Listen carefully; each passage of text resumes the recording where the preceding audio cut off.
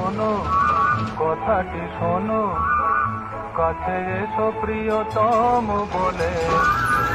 তোলো তোলো ও মুখ তোলো, কেন লাগে নীরব হলে।